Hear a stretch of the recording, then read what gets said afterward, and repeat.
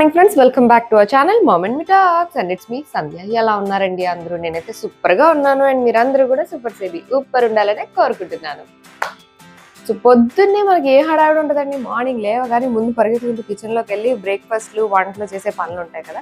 But ఇప్పుడు దానికి కొంచెం బ్రేక్ అని చెప్పొచ్చు. ఎందుకంటే ఇప్పుడు పిల్లలకి బాక్సుల పని లేదు, వాళ్ళకి ప్రీ బోర్డ్స్ అవుతున్నాయి, లేదా హాలిడేస్ వస్తున్నాయి, బ్రేక్ వస్తున్నాయి, ప్రిపరేషన్ హాలిడేస్ వస్తున్నాయి, ఇలా అవన్నీ వస్తున్నాయి. కాబట్టి బాక్సులు పెట్టే పని ఉండట్లేదు అనమాట. మా వారికి కూడా క్రిస్మస్ న్యూ ఇయర్ బ్రేక్ అలా నడుస్తుంది. సో అందుకని ఆయనకు కూడా బాక్స్ పెట్టే పని లేదు. సో ఆరాంగా 7-7:30 వరకు పడుకుంటున్నాను. అప్పుడు లేస్తున్నాను అనమాట 7-7:30. లేకపోతే వంట అని అంటే మనం ఎర్లీగా లేచిపోయి అన్నీ చేసుకుంటూ ఉంటాం కదా. సో ఇప్పుడైతే 7:30 వరకు బిందాస్గా ఆరాంగా లేస్తున్నా. లేచి ఓన్లీ బ్రేక్ఫాస్ట్ కుక్ చేస్తే సరిపోతుంది కదా. సో ఈ రోజు ఏంటంటే ఇప్పుడు బయటికి వెళ్ళాలి. పొద్దున్నే బయటికి ఎక్కడికి అంటే బైక్ సర్వీసింగ్కి. సో బండి సర్వీసింగ్కి ఇచ్చి చాలా రోజులు అయింది. ఇయర్లీ వన్స్ అయితే కంపల్సరీ, అఫ్ కోర్స్ 6 months కోసారో లేదా మనం యూసేజ్ని బట్టో ఎలాగో మనం సర్వీసింగ్ ఇస్తూ ఉంటాం కదా. నేను ఇచ్చి కూడా ఇప్పటికి చాలా మంత్స్ అయింది. సో అందుకని ఒకసారి బైక్ సర్వీసింగ్ ఇద్దామని అనుకుంటున్నాను. And that hand brake, back break సరిగ్గా పడట్లేదు అనమాట. ఫుల్ వేస్తే కానీ బండి స్లో డౌన్ అవ్వట్లేదు. ఎక్కువ ఫ్రంట్ బ్రేక్ వాడేస్తున్నాను. యాక్చువల్గా front brake is bit risky అనమాట. అది డిస్క్ బ్రేక్ అనమాట నా బైక్కి. సో ఫ్రంట్ బ్రేక్ వేయకూడదు, బ్యాక్ బ్రేకే వేయాలి. బట్ అది పడట్లేక ఇది యూజ్ చేస్తున్నాను.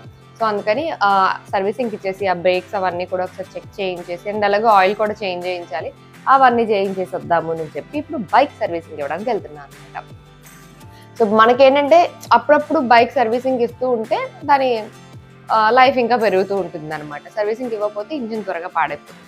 జస్ట్ లైక్ అవర్ బాడీ, మన బాడీని ఎలా అయితే కేర్ తీసుకుంటామో, ఎలా అయితే మనము హెల్దీగా ఉండాలని ఇన్సైడ్ అండ్ అవుట్ సైడ్ అంతా కూడా ఎలా అయితే ప్రాపర్ కేర్ తీసుకుంటామో అలాగే బైక్ కూడా అనమాట. సో ప్రాపర్ కేర్ తీసుకుంటూ ఉండాలి. అండ్ అఫ్ కోర్స్ వింటర్స్ కాబట్టి మనం హెల్త్ పరంగా కూడా మంచి కేర్ తీసుకుంటూ ఉండాలి. అండ్ అలాగే మన స్కిన్ పట్ల, మన ఫేస్ అండ్ బాడీ పట్ల కూడా కేర్ తీసుకుంటూ ఉండాలి. వింటర్స్లో ఏంటంటే ఎస్పెషల్లీ ఇలా మిడ్ ఏజ్ వచ్చిన వాళ్ళు వీళ్ళు ఏంటంటే ఇంకా ఎక్కువ కేర్ఫుల్గా ఉండాలి. ఎందుకంటే మిడిల్ ఏజ్లో మన స్కిన్ కేర్ ప్రాపర్గా తీసుకోకపోతే త్వరగా రింకిల్స్ వచ్చే ఛాన్స్ ఉంటుంది అనమాట. సమ్మర్లో అంటే ఓకే, ఆయిలీ స్కిన్ వాళ్ళకి పింపుల్స్ అవి వస్తాయి, అట్లా ఉంటుంది. That's a different story. వింటర్స్లో ఏంటంటే ఇట్లాగా డ్రై అయిపోయి స్కిన్, ఓన్లీ కొంతమందికి ఏంటంటే మొత్తం ఇట్లా రెడ్గా అయిపోయి కొంచెం ఇచ్చిగా అయిపోవడం, వైట్ ప్యాచెస్ కనిపించడం, ఇట్లాంటివన్నీ కూడా అవుతుంటాయి. మనకి ఇప్పుడు న్యూ ఇయర్ పార్టీస్ అని కానీ, క్రిస్మస్ పార్టీస్ అని కానీ ఇట్లాంటివి ఏమన్నా ఉన్నప్పుడు మనం అఫ్కోర్స్ మనం మంచిగా కనిపించాలని అనుకుంటున్నాం కదా. జస్ట్ ఏదో ఎదుటి వాళ్ళకి మంచిగా కనిపించాలి అని మాత్రమే కాదండి, మన పట్ల మనం కేర్ఫుల్గా కూడా ఉండాలి కదా. ఈ వింటర్స్లో మనం ప్రాపర్ హైడ్రేషన్ అందించి స్కిన్ పట్ల ప్రాపర్ కేర్ తీసుకోకపోతే, ఎస్పెషలీ మిడిల్ ఏజ్ వాళ్ళకి ఇప్పుడున్న స్ట్రెస్ అండ్ ఫుడ్ హ్యాబిట్స్ వల్ల త్వరగా రింకిల్స్ వచ్చే ఛాన్స్ ఉంటుంది అనమాట. రింకిల్స్ ఒక్కసారి వచ్చినాయి అంటే there is no way reversing it. మళ్ళీ అవి వెనక్కి వెళ్ళడం అంటే మళ్ళీ ఆ రింకిల్స్ పోగొట్టడం అనేది ఉండదు. అంటే మేబీ కాస్మెటిక్ వాటిల్లో ఏమైనా చేయొచ్చేమో, అంటే లైక్ ఫిల్లర్స్ ఇట్లాంటివి తీసుకోవడం తప్ప వేరే ఆప్షన్ ఉండదు. స్కిన్ ఒకసారి దాని ఎలాస్టిసిటీ పోయి రింకిల్స్ వచ్చినాయి అని అంటే ఇట్స్ గోవా అని అర్థం. సో అందుకని బిఫోర్ అంత డ్యామేజ్ కాకుండానే అఫ్ కోర్స్ రింకిల్స్ రావడం is normal, absolutely normal. Ageing అయ్యే కొద్దీ నార్మల్గా వస్తుంటాయి. బట్ మనం కేర్ తీసుకుంటే ఆ ప్రాసెస్ని కొంచెం డిలే చేయొచ్చు అనమాట. స్కిన్కి proper care is must and should. So మనం హెల్త్ని ఎంత కేర్ఫుల్గా అయితే చూసుకుంటామో, ఇన్సైడ్ మనం ఏం తింటున్నాం, ఎలా ఉంటున్నాం, మన లైఫ్ స్టైల్ ఏంటి, ఇలాంటివన్నీ ఎలా అయితే కేర్ఫుల్గా చూసుకుంటూ ఉంటామో బయట సైడ్ ప్రాపర్ కేర్ తీసుకోవడం కూడా ఇంపార్టెంట్. కేర్ అంటే ఏవో అన్ని ఎక్స్పెన్సివ్ కొనేసుకొని మొత్తం ఒక 10 step skin care routine follow చేయాలని అలా ఏం లేదండి. Just minimum steps like cleansing, moisturising, protecting and ఇంకేమైనా ప్రాబ్లం ఉంటే దానికి ఏమైనా ట్రీట్మెంట్ లాంటిది ఏమైనా అడ్రస్ చేయాలి అని అనుకుంటే అది నైట్ క్రీమ్ లాగా యూజ్ చేసుకోవడం. These are the basic steps అనమాట. క్లెన్జింగ్ మనం ఎలాగో అందరం చేస్తూనే ఉంటాం, ఏదో ఫేస్ వాష్లో సోప్లో ఏవో పెట్టేసి. నేను సోప్ మానేసి చాలా సంవత్సరాలు అయిపోయింది అనమాట.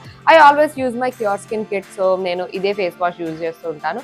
This is sensitive pro cleanser అనమాట. ఎందుకంటే ఈ టైంలో స్కిన్ ఆల్రెడీ డ్రైగా ఉంటుంది, ఆల్రెడీ నాకు డ్రై స్కిన్ ప్రాబ్లం, దానికి మీద నేను ఇంకేదైనా ఫేస్ వాష్ పెట్టేశానంటే అది ఇంకా మొత్తం ఇట్లా అప్పడంలా అయిపోతుంటుంది అనమాట. అందుకని నేను ఈ సెన్సిటివ్ ప్రో ఇది చాలా జెంటల్గా క్లెన్స్ చేస్తుంది అనమాట స్కిన్కి. సో నా స్కిన్కి బాగా సూట్ అయింది. So I always use that. నేను ఎక్కడికైనా ఊరు వెళ్తున్నా అది తీసుకెళ్తా, ఇంట్లో అయినా అది యూజ్ చేస్తుంటా. Next comes my day cream which is this one. ఇది ceramide care cream with SPF 50. ఇది కూడా యూజ్ చేస్తుంటా, మీకు ఎప్పుడు షేర్ చేస్తుంటా కదండి. అండ్ కంపల్సరీ ఎండలోకి వెళ్తున్నారంటే don't forget your sunscreen. ఇదంతా ఏంటంటే మనకి కిట్ లోనే వచ్చేస్తుంది అనమాట. And this is my TXA clear cream, this is for night time అనమాట.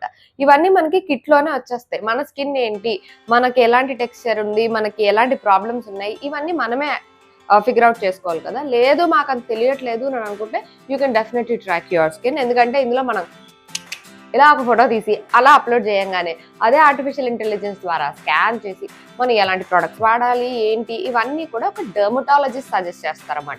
అండ్ అందరికి ఇచ్చేసినట్టు కామన్ గా కాకుండా మన ప్రాబ్లమ్స్ ని అడ్రస్ చేస్తూ మన స్కిన్ కి ఎలాంటివి వాడాలి అనే దాన్ని బట్టి ఒక పర్సనలైజ్డ్ కిట్ ఇస్తారన్నమాట. ఈ కిట్ లో నేను ఇప్పుడు చెప్పాను కదండి, ఈ cleansing, moisturising, protecting and treatment ఇట్లాంటివన్నీ కూడా కవర్ అయిపోతాయి. You know need to go for any other skin care products అనమాట. సో మీరు ట్రై చేయాలనుకుంటే దీని లింక్ అండ్ అలాగే నా కూపన్ కోడ్ కూడా ఇచ్చేస్తాను. ఆ కూపన్ కోడ్ యూజ్ చేస్తే మీకు ఇంకొంచెం డిస్కౌంట్ కూడా వస్తుంది. డిస్క్రిప్షన్లో ఉంటాయి, ఒకసారి చెక్ చేసేయండి. మీరు మీ స్కిన్కి కొంచెం కేర్ తీసుకోవాలి అని అనుకుంటుంటే, ఇప్పటి వరకు కనుక మీకు ఏంటి అన్నది ఏం ఫిగర్ అవుట్ అవ్వలేదు అని అనుకుంటే కనుక you can definitely try your skin. So the link is in the description. So మనం అయితే ఇప్పుడు రెడీ అయిపోయాను. యాక్చువల్గా సన్ స్క్రీన్ అది కూడా పెట్టేసుకుంటున్నాను అనమాట. అందుకనే ఎందుకంటే బయటకు వెళ్తున్నాను, నో మ్యాటర్ వింటర్ కానీ సమ్మర్ కానీ ఏదైనా సరే. నాది సన్ సెన్సిటివ్ స్కిన్, సో అందుకని sunscreen is must and should. Sunscreen ఖచ్చితంగా పెట్టుకుంటాను. ఎందుకంటే సన్ డ్యామేజ్ కూడా ఒక్కొక్కసారి ఏంటంటే రావడం చాలా త్వరగా వచ్చేస్తుంది, పోవడం చాలా టైం పడుతుంది అనమాట. సో అందుకని అఫ్కోర్స్ మనం ముందే కేర్ తీసుకుంటే బెటర్ కదా. Prevention is better than cure అంటారు చూడండి, అలాగే. సో సన్ స్క్రీన్ అప్లై చేసుకొని వెళ్ళేది బైక్ సర్వీసింగే కాబట్టి పెద్ద రెడీ అయ్యేది ఏం లేదులేండి. జస్ట్ సన్ స్క్రీన్ అప్లై చేసుకొని వెళ్ళిపోతా. So sunscreen is done అంతే. వెళ్ళే ముందు ఒక 5 minutes ముందు సన్ స్క్రీన్ అప్లై చేసుకొని వదిలేస్తే చాలు, మన skin is safe. So let's go. ఇప్పుడైతే బయట చల్లగా ఉంటుంది కాబట్టి ఖచ్చితంగా జాకెట్ కూడా వేసుకొని వెళ్ళడం బెటర్ అన్నమాట. అఫ్ కోర్స్ మనం బైక్ పైన వెళ్తుంటాం, ఎక్కువ చల్లగా ఉంటుంది కాబట్టి. సో బైక్ అయితే తీసుకెళ్ళి సర్వీసింగ్కి ఇచ్చేసాను. మార్నింగే కాబట్టి మరీ ఎక్కువేం లేవు, బట్ స్టిల్ బాగానే ఉన్నాయి. చాలా మటుకు బైక్స్ అయితే ఇచ్చారన్నమాట. మనం రెగ్యులర్గా సర్వీసింగ్ చేయిస్తూ ఉంటే బెటర్ కదా. ఈ బుక్ ఏంటంటే స్టార్టింగ్లో మనకి ఫ్రీ సర్వీస్లో అవి ఉన్నప్పుడు అప్పుడు బాగానే యూజ్ అవుతుంది, కానీ ఆఫ్టర్ 8 సర్వీసులు 10 సర్వీసులు అలా అయిన తర్వాత పెద్ద యూజే ఉండదు అనమాట. దీంట్లో ఏం రాసి పెట్టడాలు అలాంటివి ఏమీ ఉండదు. సో అది తీసుకెళ్ళకపోయినా పర్వాలేదు అని రీసెంట్గానే తెలుసుకున్నాను అనమాట. ఫస్ట్ మనం ఇచ్చేయంగానే మొత్తం రీడింగ్స్ కానీ అవన్నీ కూడా చెక్ చేస్తారు. అండ్ ఎక్కడెక్కడ ఏమేమి ప్రాబ్లమ్స్ ఉన్నాయి ఏంటి అని మనల్ని అడుగుతారు, వాళ్ళు కూడా చెక్ చేస్తారన్నమాట. బేసిక్గా అదేంటంటే వింటర్స్లో ఎక్కువ బైక్ తీయకపోతే మార్నింగ్ త్వరగా స్టార్ట్ అవ్వదన్నమాట. అండ్ అలాగే బ్యాటరీ యూసేజ్ చాలా ఉంటుంది, బ్యాటరీ చాలా త్వరగా లో అయిపోతూ ఉంటుంది అన్నమాట. ఎందుకంటే ఇది కొంచెం స్మార్ట్ బైక్ టైప్స్ అనమాట. సో అన్నీ మనకి డిస్ప్లేలో కనిపిస్తూ ఉంటాయి. సో బ్యాటరీ ఎంత ఉంది, ఆయిల్ చేంజ్ ఉందా, కిలోమీటర్స్, టైం, ఇట్లాంటివన్నీ కూడా అందులో కనిపించేస్తూ ఉంటాయి అన్నమాట. అఫ్ కోర్స్ అవన్నీ డిజిటల్ డిస్ప్లేలో ఉంటాయి కాబట్టి బ్యాటరీ యూసేజ్ బాగానే ఉంటుంది. సో బ్యాటరీ కొంచెం తగ్గింది అని అన్నారు, 12 volts ఉందన్నమాట. కొంచెం 12 కన్నా అబౌవ్ 13, 14 అట్లా ఉండాలి అని అన్నారు. సో అందుకని అదొక బ్యాటరీ ఒకటి మళ్ళీ ఛార్జ్ పెట్టమని చెప్పాను. వీటన్నిటికీ కూడా ఛార్జ్ చేస్తారు. ఎంత అయింది ఏంటి అన్నది మొత్తం అంతా అయ్యాక ఈవినింగే తెలుస్తుంది అన్నమాట. అప్పటి వరకు మనకి ఏం తెలియదు. ఎస్టిమేషన్ అయితే 1700 ఇచ్చారు. అండ్ అలాగే ఎక్కడెక్కడ స్క్రాచెస్ ఉన్నాయి, ఎక్కడెక్కడ డెంట్స్ ఉన్నాయి ఏంటి ఇవన్నీ కూడా ముందే చూస్తారన్నమాట. సో దట్ మనకు కూడా చూపిస్తారు, ఇక్కడ ముందే స్క్రాచ్ ఉంది, ఇక్కడ ముందే ఉందండి అని మొత్తం అన్ని చూపించి వాళ్ళని నోట్ చేసుకుంటారు. ఇప్పుడు అంతా డిజిటలే కదండి, మొత్తం ఐప్యాడ్లోనే చేసేస్తున్నారు అన్నమాట. ఇదివరకైతే బుక్లో రాయడాలు ఇలాంటివన్నీ ఉండేవి, ఇప్పుడు అంతా ఐప్యాడ్లోనే, అందులోనే హిస్టరీ కూడా వచ్చేస్తుంది. మనం ఇదివరకు ఎప్పుడు ఇచ్చాం, అప్పుడు ఏమేమి చేయించాం, ఇప్పుడేం చేయించాం, ఎవ్రీథింగ్ అంతా ఐప్యాడ్లో హిస్టరీలో ఉంటుంది అన్నమాట. అవి చూసి ఇంకేంటి అన్నది కూడా మనం డిసైడ్ అవ్వచ్చు. సో మొత్తానికి బైక్ అయితే సర్వీసింగ్కి ఇచ్చేసాను. బండి సర్వీసింగ్కి ఇచ్చేసి వచ్చేసా. మళ్ళీ ఈవినింగ్ కల్లా ఇచ్చేస్తారు. సో మార్నింగ్ వేస్తే ఈవినింగ్ కల్లా ఇస్తారు అన్నమాట. సో అందుకే మోస్ట్లీ అందరూ మార్నింగే ఇస్తుంటారు, మేము కూడా మార్నింగే ఇచ్చేసి వచ్చా.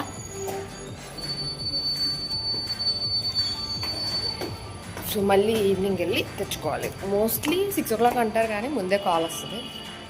ఏమైనా ప్రాబ్లం ఉన్నా కాల్ వస్తుంది, ఇదేది అవుతుంది ఇంత అవుతుంది చేయమంటారని. పైన చూసుకుంటే చాలు. మళ్ళీ ఈవినింగ్ వెళ్ళి తెచ్చుకున్నాం. కట్ చేస్తే అంటే ఇంకా ఉల్లిపాయని కట్ చేస్తే ఈరోజు లంచ్ వచ్చేసి నేను సొరకాయ కూర చేయబోతున్నానండి. అంటే సొరకాయ శనగపప్పు కలిపి కూర చేస్తాం అనమాట. బాగుంటుంది, రైస్లోకి బాగుంటుంది, చపాతీలోకి బాగుంటుంది. అండ్ బేసిక్గా చేయడం చాలా సింపుల్ అనమాట. ఓన్లీ సొరకాయ కట్ చేసి ముక్కలు ముక్కలుగా కట్ చేసి ఉంటే చాలా చాలా ఈజీగా అయిపోద్ది.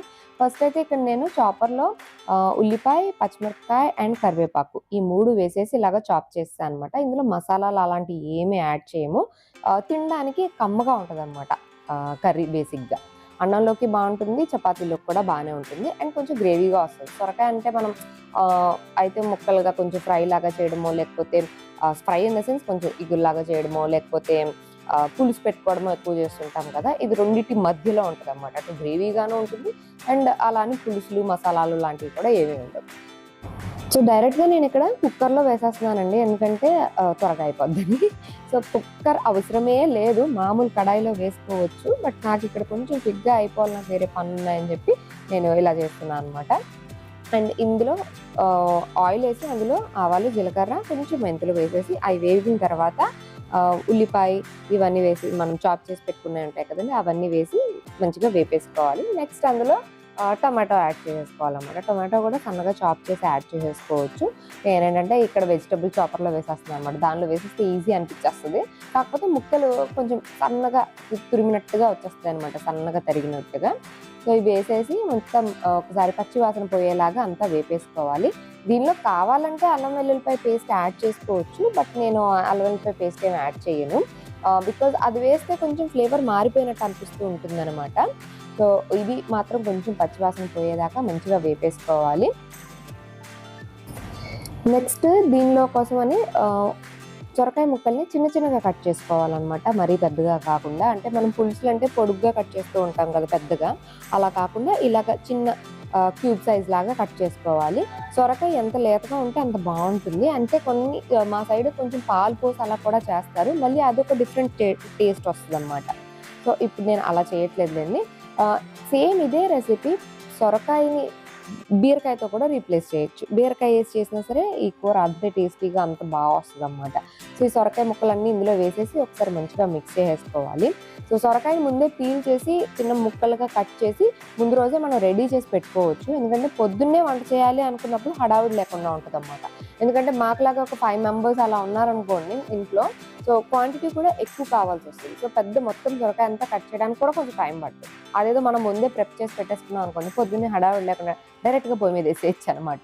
సో ఈ సొరకాయ ముక్కలు యాడ్ చేసిన తర్వాత అందులో కొంచెం సాల్ట్ అండ్ అలాగే కొద్దిగా పసుపు. సాల్ట్ వేస్తే కొంచెం ముక్కలు త్వరగా ఉడికిపోతాయి కదా, అందుకని అవి 2 వేసి ఒకసారి మిక్స్ చేసుకోవాలి. అండ్ వీటితో పాటే పొద్దున్నే శనగపప్పు నానబెట్టేసుకున్నాను, ఎందుకంటే మనం చేసేది సొరకాయ శనగపప్పు కర్రీ కదండి. సో శనగపప్పుని ఒకసారి ముందు నానబెట్టుకుంటే ఒక హాఫ్ అన్ అవర్ 1 అవర్ మన వీలుని బట్టి కొంచెం ఇలాగా మెత్తగా అయిపోతాయి అనమాట. సో అప్పుడు త్వరగా కుక్ అయిపోతాయి అండ్ తిన్నా కూడా త్వరగా డైజెస్ట్ అవుతాయి. ఎస్పెషల్లీ ఇంట్లో పెద్దవాళ్ళు అలా ఉన్నారు అని అంటే వాళ్ళకి డైజెషన్ ప్రాబ్లం కాకుండా కూడా మనం చూసుకోవాలి. కాబట్టి పల్సెస్ ఎప్పుడైనా సరే మనము సోక్ చేసి కుక్ చేసినప్పుడు వాటితో డైజెస్టివ్ ఇష్యూస్ రావన్నమాట, త్వరగా అరిగిపోతాయి. సో అందుకని ఖచ్చితంగా సోక్ చేసుకోవాలి. సో ముందు అవి నానబెట్టిన శనగపప్పును కూడా ఆ వాటర్ ఏం వేయలేదండి, జస్ట్ ఆ శనగపప్పును నానబెట్టినవి ఇందులో వేసేసాను అనమాట. సో ఇది క్వాంటిటీ మన ఇష్టం, దీనికంటూ కొలత అంటూ ఏం లేదు. నేను ఇక్కడ ఒక పెద్ద సొరకాయ ఫుల్ సొరకాయ వాడుతున్నా కాబట్టి ఒక 2 గుప్పుళ్ళ శనగపప్పు అయితే యాడ్ చేశాను. As I told you, same ఇదే ప్రాసెస్లో మీరు బీరకాయ కూడా చేసుకోవచ్చు. బీరకాయ ముక్కలు కొంచెం వేసుకొని సాల్ట్ పసుపు వేసిన తర్వాత దాంట్లోనే మనము ఈ శనగపప్పు వేసి కూడా చేసుకోవచ్చు. జస్ట్ అవన్నీ కొంచెం బాగా కలిసిన తర్వాత మనం శనగపప్పు నానబెట్టిన వాటర్ ఉన్నాయి కదండి, అవి డిస్కార్డ్ చేయకూడదు, అందులో కూడా కొన్ని న్యూట్రియంట్స్ ఉంటాయి. సో ఆ నానబెట్టిన పప్పు నీళ్లు కూడా ఇందులోనే వేసేయాలన్నమాట. అండ్ వాటర్ అసలు ఎక్కువ వేయకూడదు, సొరకాయ నుంచి మనకు బాగా వాటర్ యూజ్ అవుట్ అవుతుంది కాబట్టి కొద్దిగా వాటర్ వేసి నేను ఇక్కడ కుక్కర్ పెట్టేస్తున్నాను, సో దట్ త్వరగా అయిపోతుంది అని చెప్పి. సో కుక్కర్లో ఒక్క విజిల్ వచ్చిందంటే చాలు, మొత్తం మంచిగా కుక్ అయిపోద్ది అనమాట. చూసారు కదా, మంచి థిక్గా కుక్ అయ్యి చాలా చాలా బాగుంటుంది.